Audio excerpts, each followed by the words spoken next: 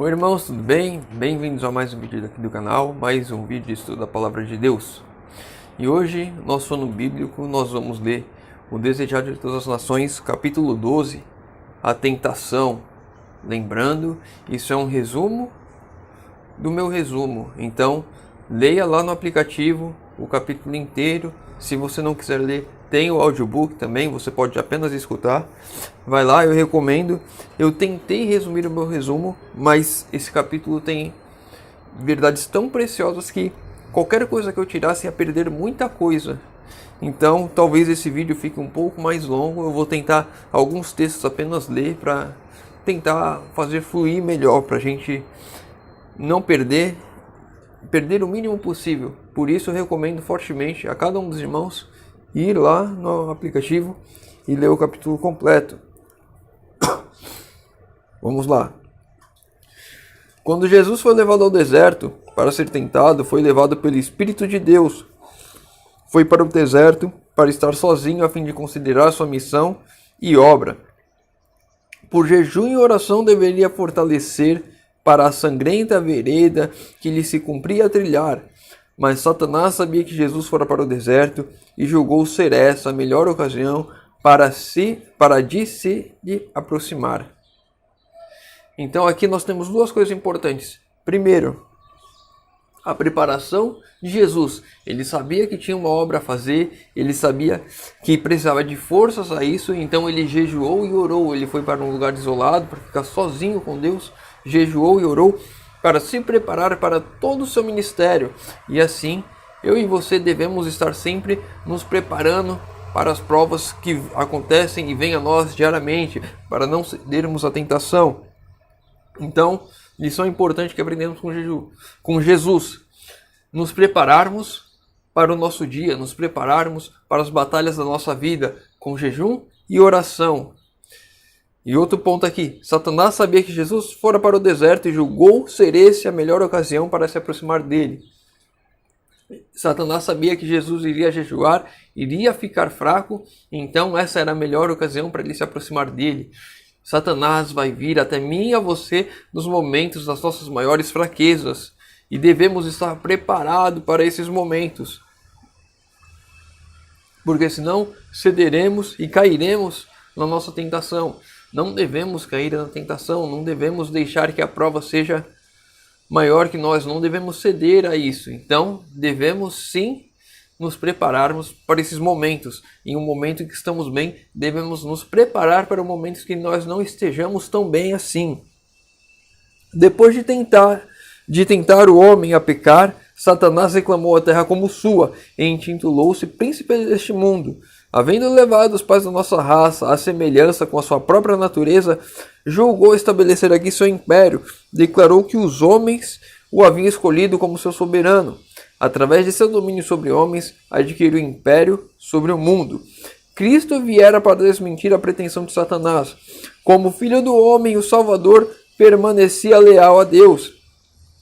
Assim, se provaria que Satanás não havia adquirido inteiro domínio sobre a raça humana e que sua pretensão ao mundo era falsa. Todos quantos desejassem libertação de seu poder seriam postos em liberdade.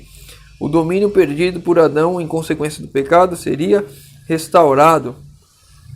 Jesus veio aqui como homem para vencer naquilo que Adão não vencera. Jesus veio aqui. Eu não sei se esse texto está aqui, então eu vou comentar agora, mas se tiver a gente só lê depois.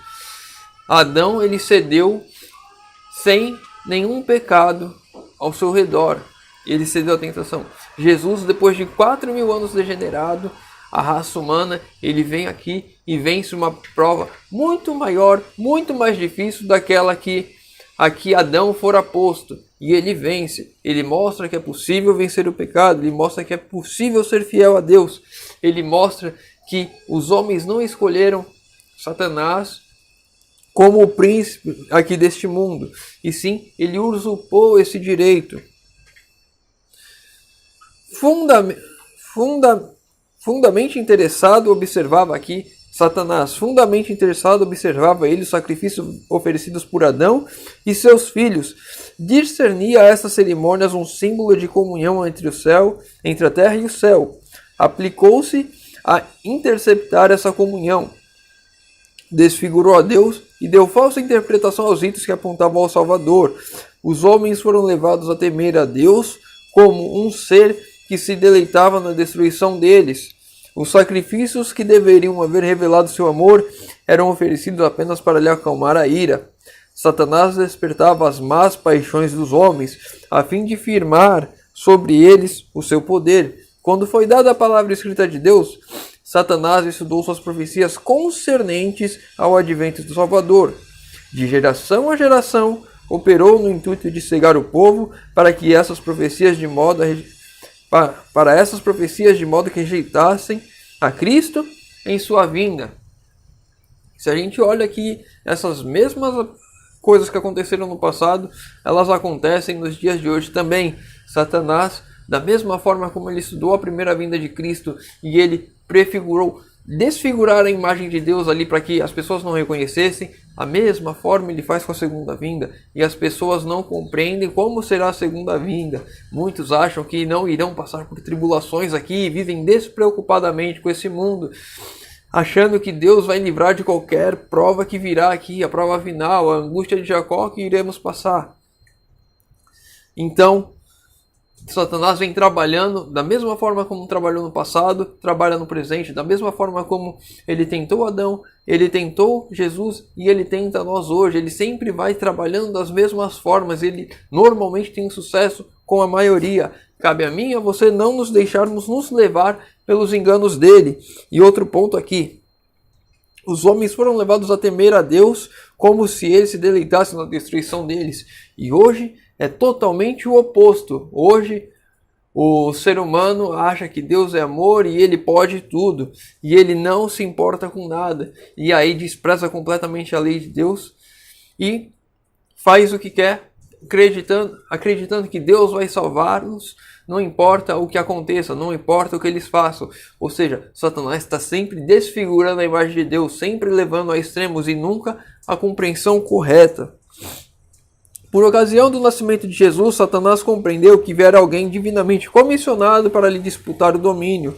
Tremeu ante a mensagem dos anjos que atestava a autoridade do recém-nascido rei. Satanás bem sabia a posição ocupada por Cristo no céu, como o amado do Pai. Que o Filho de Deus viesse à terra como homem encheu-o de assombro e apreensão. Não podia penetrar o mistério desse grande sacrifício. Seu amor egoísta não compreendia tal amor pela iludida raça, e ainda assim ele faz essa mesma coisa com nós hoje. Ele tenta fazer isso com nós, desfigurar o amor de Deus, para que nós não consigamos compreender, para que achemos um absurdo. Como que pode Deus se tornar homem e morrer por nós? E isso leva muito da filosofia de um ateu. Ele não consegue acreditar em algo assim. Um Deus superior que criou tudo, se transformar em um ser humano e morrer por nós. Temos aqui uma grande lição do amor de Deus para conosco. E podemos perceber aqui que o egoísmo nos afasta de entender isso. Então temos que cada vez mais abandonar o nosso eu, abandonar o nosso ego, abandonar o nosso egoísmo, para que as palavras de Deus, o amor de Deus, se faça compreendido a nós. Não sem obstáculos devia o comandante celestial conquistar a humanidade para o seu reino. Desde criancinha em Belém foi continuamente assaltado pelo maligno. A imagem de Deus era manifestada em Cristo, e nos conselhos de Satanás se decidiu que fosse vencido. Não viera ainda ao mundo algum ser humano que escapasse de seu poder enganador. Então aqui nós vemos que Satanás, ele trabalhou de tudo, com todas as suas forças, para fazer com que Cristo pecasse desde criança, e não conseguiu. E quando ele viu ali na questão do deserto, nós vemos que ele entendeu que era a melhor oportunidade para fazer aquilo. Quando do batismo de Cristo, Satanás achava-se entre os espectadores, ou seja, ele estava assistindo o batismo de Cristo.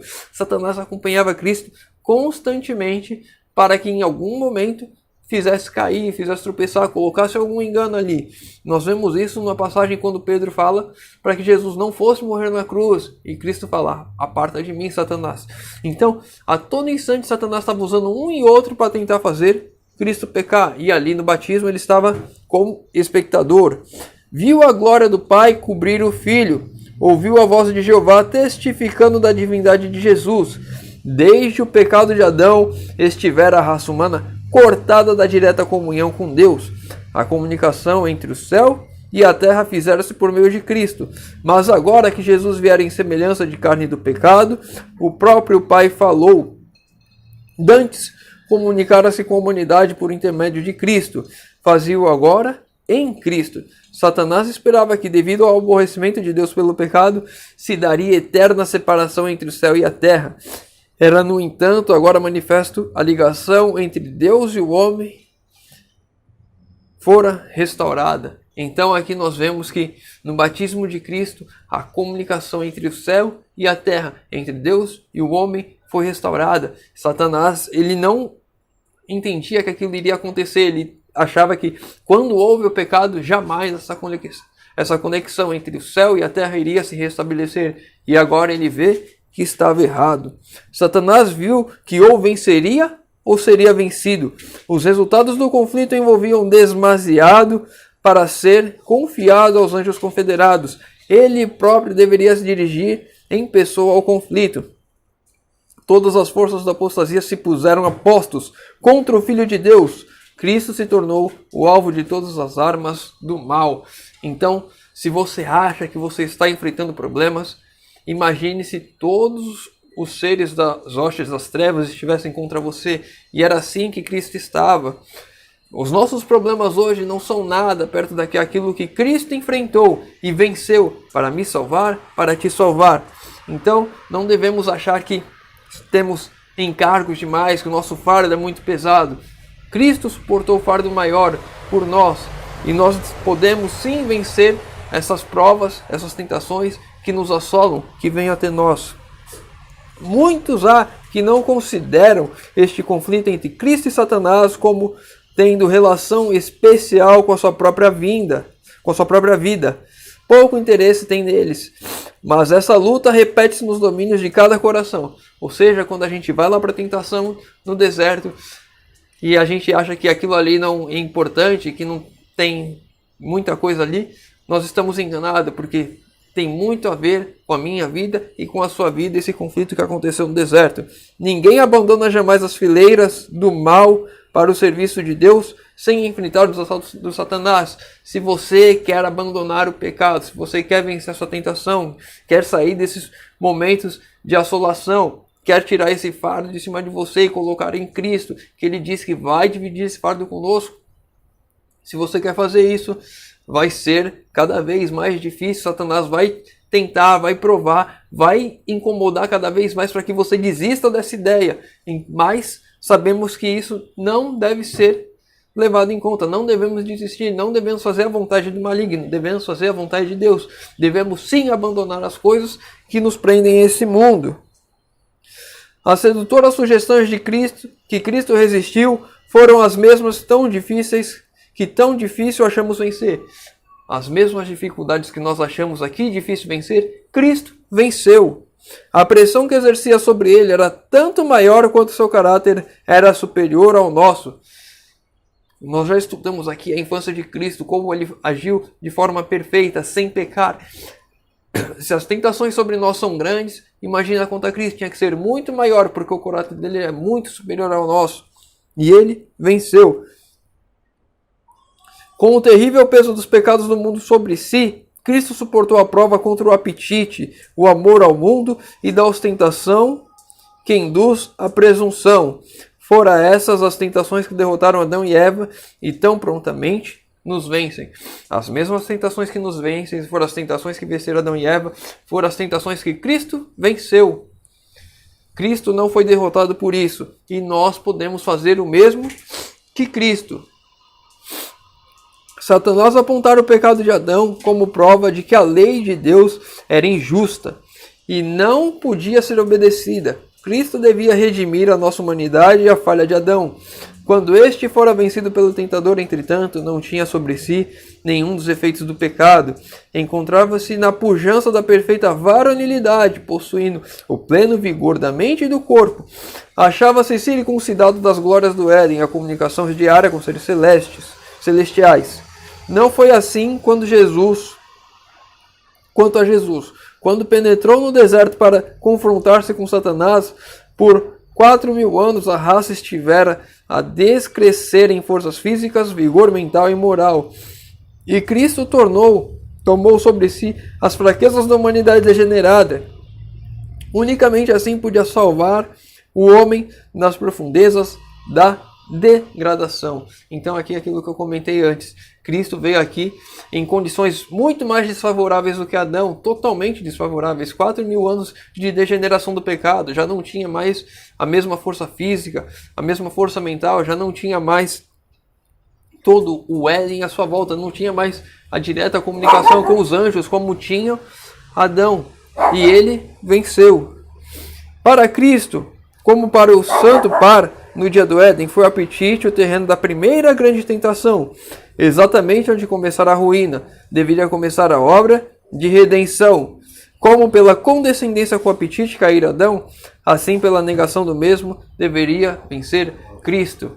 Aqui, mais uma vez, a mensagem para os nossos dias. A tentação que Cristo enfrentou, a tentação que Adão enfrentou, a tentação que nós enfrentamos. A tentação do apetite.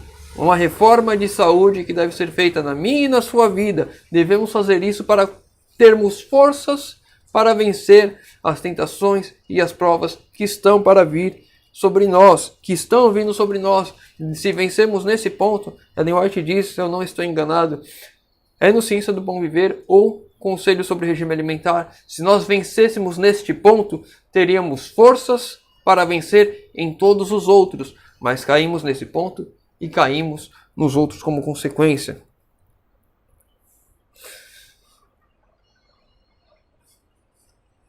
Para Cristo, como para o santo par no Éden, foi o apetite o terreno da primeira grande tentação. Exatamente onde começar a ruína, deveria começar a obra da nossa redenção. Como pela condescendência do apetite de cair Adão, assim pela negação do mesmo, deveria Cristo vencer. Acho que foi o texto que eu acabei de ler.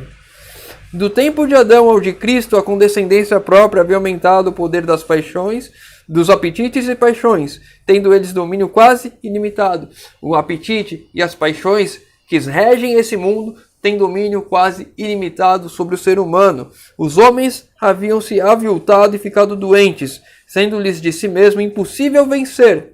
Cristo venceu em favor do homem pela resistência à severíssima prova. Exercitou, por amor de nós, um alto domínio mais forte que a fome e a morte. E nesta vitória estavam envolvidos outros resultados que entram em todos os nossos conflitos com o poder das trevas. Reforma de saúde.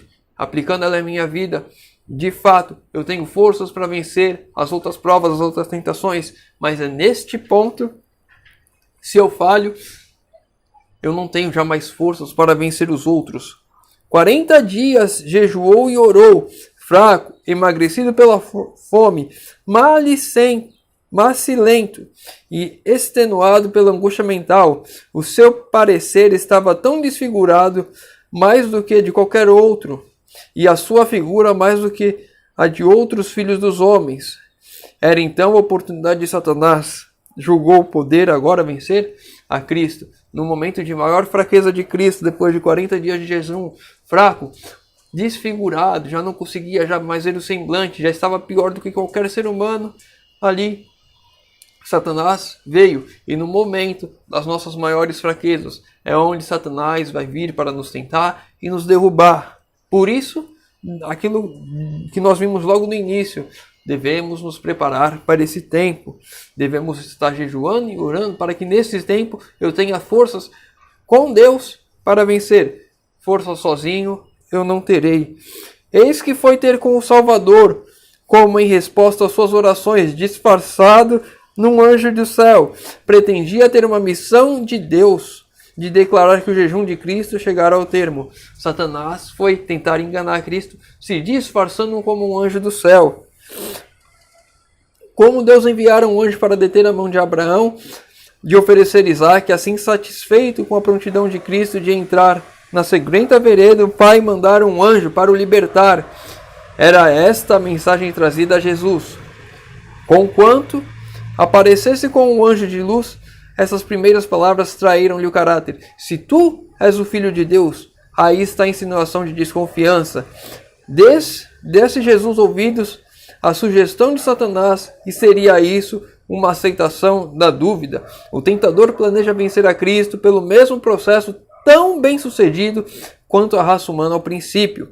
Com astúcia se aproximará Satanás de Eva no Éden. E assim, é assim que Deus diz: não comereis de toda árvore do jardim.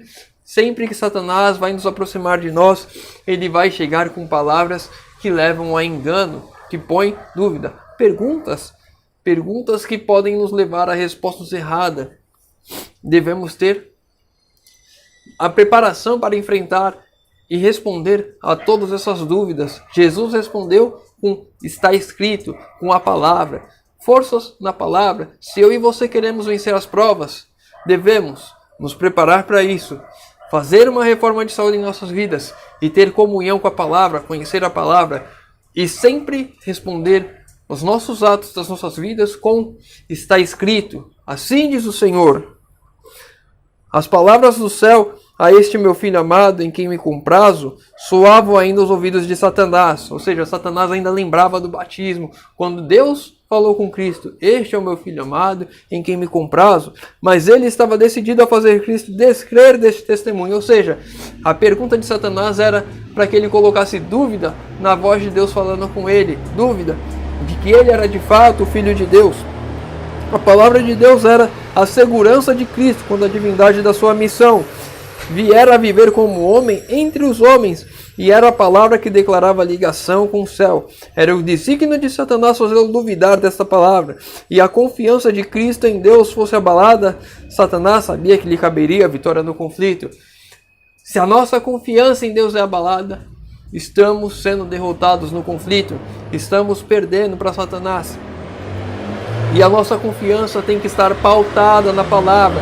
Sem a palavra não tem como nós vencermos. Aí não importa reforma de saúde, vida no campo, não importa nada se não tiver a palavra. Eu tenho que ter a palavra em minha vida. E tenho que aliar as outras coisas que Deus diz. Vocês precisam disso também. Não adianta eu querer só um e achar que eu vou vencer tudo. Não foi sem luta que Jesus pode escutar o silêncio do arqui-enganador. O Filho de Deus, no entanto, não deveria provar sua divindade a Satanás ou explicar-lhe a causa de sua humilhação. Atendendo às exigências do rebelde, não se conseguiria coisa alguma para o bem do homem ou a glória de Deus. Houvesse Cristo concordado com a sugestão do inimigo, e Satanás teria dito ainda: mostra-me um sinal para que eu creia que és o Filho de Deus. Como pode um anjo de Deus perguntar, mostra-me um sinal para que és o Filho de Deus? Ele já saberia isso. A prova teria sido inútil para quebrar o poder da rebelião no coração dele. E Cristo não deveria exercer poder divino em seu próprio benefício. Virá para suprir a prova, como nos cumpre a nós fazer, deixando-nos um exemplo de fé e submissão. Nem aí, nem em qualquer ocasião, a sua vida terrestre operou ele um milagre a seu favor. Cristo, apesar de todo o poder que ele tem, ele não usou nenhuma vez esse poder para benefício próprio. Ele sempre usou o seu poder para o benefício dos outros. Jesus enfrentou Satanás com as palavras da Escritura. Está escrito, disse ele, em toda tentação sua arma de guerra era a palavra de Deus. Satanás exigia de Jesus um milagre como prova de sua divindade, mas alguma coisa maior que todos os milagres, uma firme confiança no assim diz o Senhor, era o irrefutável testemunho.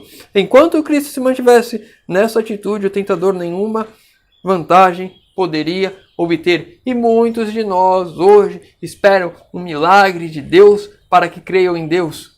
Mas a nossa confiança em Deus deve estar no está escrito, no assim diz o Senhor. E só um ponto que eu acho que talvez eu tenha confundido os irmãos agora há pouco, quando eu disse que não é só um desses ou outro daquele, não é só a palavra, não é só a reforma de saúde, é que a palavra nos leva à reforma de saúde. Então, com a palavra eu vou à reforma de saúde, com a palavra eu venço as tentações.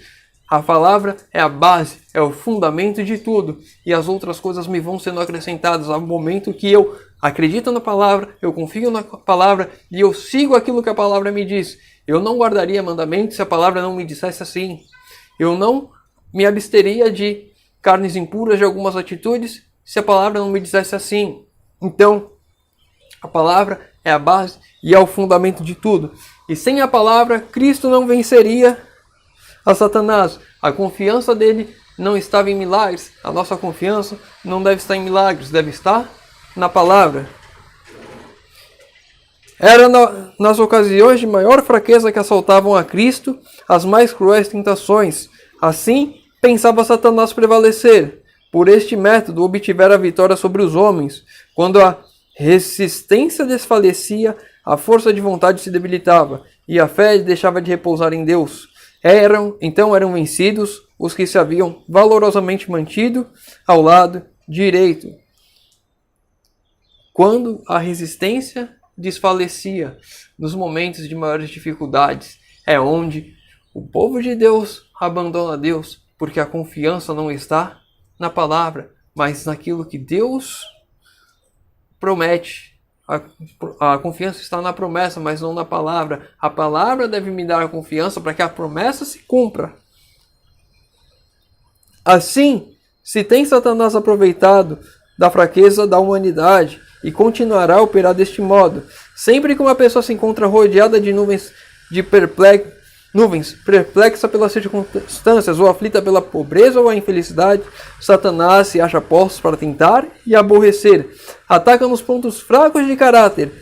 Procura abalar nossa confiança em Deus, que permite existir em tais condições. Somos tentados a desconfiar de Deus, pôr em dúvida o seu amor. Quando as dificuldades vêm, nós colocamos em dúvida o amor de Deus por causa das dificuldades. Quando eu estou prestes a desfalecer, se a minha confiança não está na palavra, se a minha confiança não está no assim diz o Senhor, se eu não me aplico a aplicar a palavra de Deus em minha vida, quando os momentos de prova se seguem, eu vou desfalecendo, eu vou sucumbindo às coisas que estão ao meu redor. Não devo deixar que as provações, que as tentações minem o meu amor por Deus, minem a minha confiança na palavra. No deserto, quando falharam os meios de subsistência, Deus enviou ao seu povo maná do céu, e foi-lhe dado suficiente e constante provisão. Essa providência visava ensinar que, enquanto confiassem em Deus e andassem em seus caminhos, Ele os não abandonaria. O Salvador pôs-se agora em prática a lei que dera a Israel. Pela palavra de Deus fora prestado socorro às hostes hebraicas, e pela palavra seria ela concedida a Jesus. Ele aguardava o tempo designado por Deus para o socorrer. Achava-se no deserto em obediência a Deus, e não obteria alimento por seguir as sugestões de Satanás. Em presença do expectante universo, testificou ele ser menor desgraça a sofrer, seja o que for, do que se afastar de qualquer modo da vontade de Deus. Quando Deus prover o maná, ele estava dando uma lição ali para o povo, que Deus iria prover no momento certo. E Cristo, por ter dado essa lição no início, ele aplicava essa lição agora. No momento certo, Deus vai prover. Eu não tenho que correr com as minhas forças, tentando fazer as coisas do meu jeito. Deus vai prover tudo no momento certo. Muitas vezes o seguidor de Cristo é colocado em situação em que não lhe é possível servir a Deus e continuar seus empreendimentos mundanos. Ou seja, tem um dilema: fazer a vontade de Deus ou fazer aquilo que eu estou me aplicando para fazer neste mundo. Talvez pareça que a obediência de qualquer claro reclamo da parte de Deus o privará dos meios de subsistência. Satanás quer fazê-lo crer que deve sacrificar as convicções de sua consciência, mas a única coisa no mundo em que podemos repousar é a palavra de Deus. E aqui está um claro ensino sobre, principalmente nos nossos dias, sobre a questão do sábado, em que muitas pessoas abrem mão do sábado, se afastam de Deus no momento em que elas precisam trabalhar para ter o sustento, porque a confiança não está na palavra, mas sim no agora, no que eu preciso agora. Eu preciso agora comer, eu preciso agora sustentar a minha família, então eu preciso agora trabalhar, então eu vou fazer isso, não importa o que seja. E eu sacrifico as minhas convicções no que a palavra diz para suprir as necessidades mundanas, não confiando de que Deus proverá. Mesmo nessa vida, não nos aproveitou se apartarmos da vontade do nosso céu. Quando aprendermos o poder da sua palavra, não seguiremos a sugestão de Satanás para obter alimento ou salvar a vida. Nossa única preocupação será: qual é o mandamento de Deus? Qual sua promessa? Sabendo isso, obedeceremos ao primeiro e confiaremos no segundo. Lembra que eu acabei de falar? Não é o olho na promessa, mas é confiar na palavra e que vamos sim obedecermos a palavra e que vamos sim confiar que o segundo vai se cumprir e não confiar na promessa. E se ela não se cumpre, eu esqueço da palavra. Confiar na palavra, obedecer a palavra e confiar na promessa. Irmãos, ainda tem uns 4, 5 parágrafos. Eu vou pular agora para o último porque já deu meia hora de vídeo, senão a gente vai ficar aqui 1 hora e vai ser maior que um sermão. Quando assaltados pela tentação... Deixa eu ver se tem outro texto aqui. Que é importante. Vou ler 2 parágrafos aqui, esse e o último. A irrefreadas satisfações da inclinação natural e a consequente enfermidade e degradação que existia ao tempo do primeiro advento de Cristo dominarão de novo com intensidades agravadas antes da sua segunda vinda. Ou seja, aquelas mesmas circunstâncias em que as pessoas estavam enraizadas nesse mundo, inclinadas totalmente às suas satisfações pessoais, elas estarão agravadas na segunda vinda. E nós vemos que o mundo está exatamente assim. Dentro da igreja, pessoas que não conseguem abrir mão dos seus apetites. O café, que é pecado, a gente já falou aqui, tem um vídeo sobre isso. Café que é pecado não é abandonado por irmãos dentro da igreja. Se algo que é pecado não é abandonado, imagine quanto mais fazer uma reforma de saúde, quanto mais falar de vida no campo na igreja. Quantas vezes o irmão que não está no campo já ouviu falar dessa mensagem nas cidades? Você que está em São Paulo, na capital, você que está no Rio de Janeiro, nas capitais. Quantas vezes você já ouviu um pastor ou qualquer pregador falando de vida no campo? Reforma de saúde, quantas vezes você já ouviu falar disso dentro da igreja? Quantas pessoas dentro da igreja você conhece que aplicam ou buscam aplicar isso em sua vida? É a minoria. Nós vemos que as coisas, assim como no tempo de Cristo, estão hoje muito piores, prontos para o segundo advento. Cristo declara que as condições do mundo serão como nos dias anteriores ao dilúvio, e como em Sodoma e Gomorra. Todas as imaginações e os pensamentos do coração serão más continuamente. As pessoas só pensam mal, as pessoas só querem o mal e as pessoas só fazem o mal. Vivemos mesmo ao liminar daquele tempo terrível, e a nós convém a lição de jejum do Salvador. Unicamente pela inexprimível angústia suportada por Cristo podemos avaliar o mal da irrefriada satisfação própria. Seu exemplo nos declara que a nossa única esperança de vida eterna é manter os apetites e paixões sob a sujeição da vontade de Deus.